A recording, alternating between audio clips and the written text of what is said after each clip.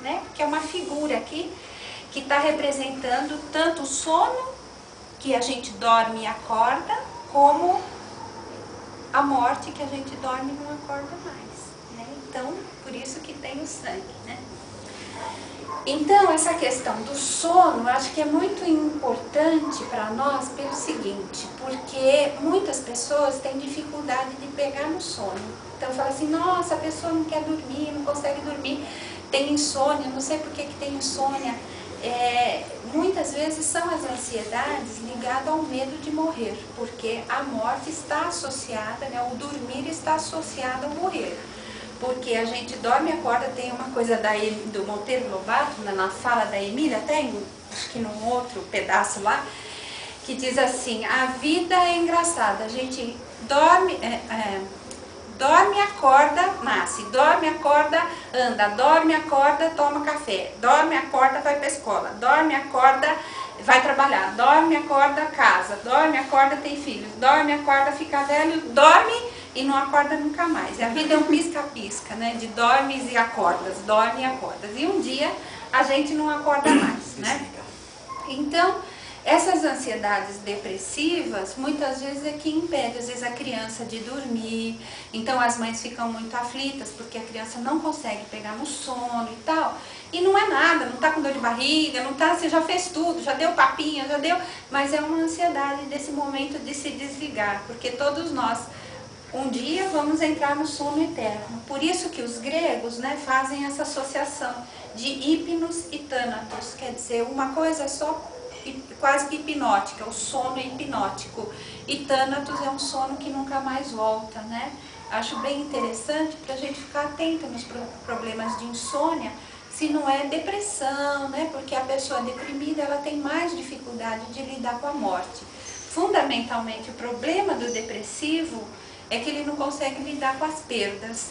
Então, como ele não consegue lidar com as perdas, ele vai se envolvendo com esse temor. Tudo para ele é terrorífico se ele pensar em perder, em morrer alguém, ou ele morrer ou alguém morrer. Então, ele vai perdendo o sabor pela vida, né?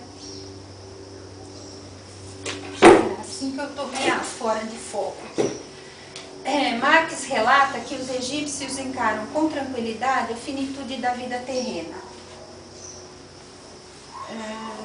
em consequência da religião.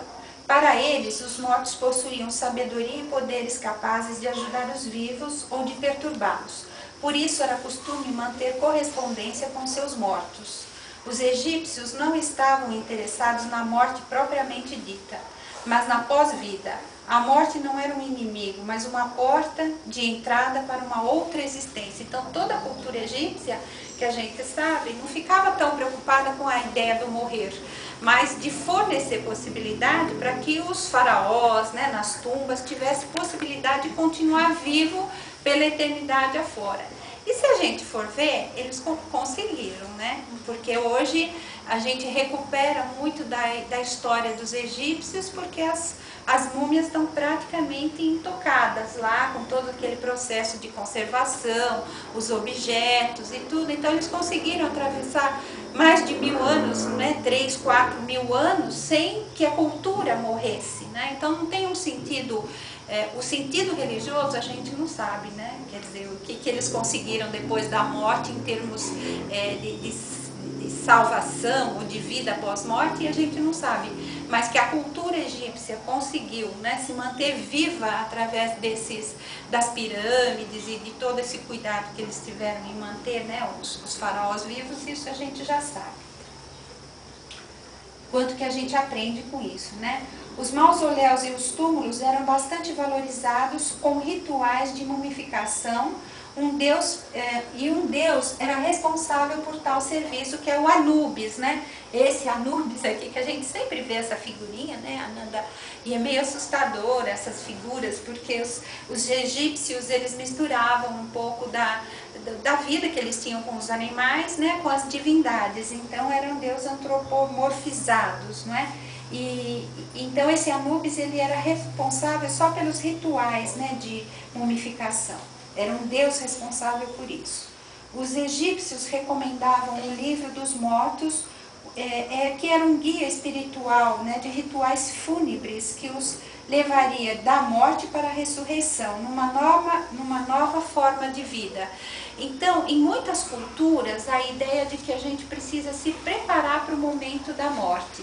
Se você estiver bem no momento da morte, você vai passar bem para outra vida e vai ter uma boa vida, né, no além. Se você não se preparar para a sua morte, você não vai ter um desenvolvimento na vida do além. Então, muitos livros de rituais para poder enfrentar o momento da morte. Então, a morte não é vista como algo temido, que você não pode nem pensar, aquela coisa agoniada, aflita, mas é um processo de preparação que você vai fazer durante a vida, né? Então, Anubis é o mestre dos cemitérios, né? Mete é a deusa das epidemias e da morte, essa deusa também a gente sempre vê representada, né, pelos egípcios. E Apófis, deusa serpente de 450 côncavos. Vamos ver se ela está aqui. Numa outra figura aqui eu fiz um resumo. Sabe aquelas que a gente vê um monte de serpente assim? Aquela deusa, né, é a deusa serpente de 450 côncavos, que também significa a morte, né? Aí na cultura indiana, né, do budismo aí, que acho que o Antônio, a Maria até conhece mais, vocês conhecem até mais do que eu. Mas, né, é muito diferente também a visão da morte, né?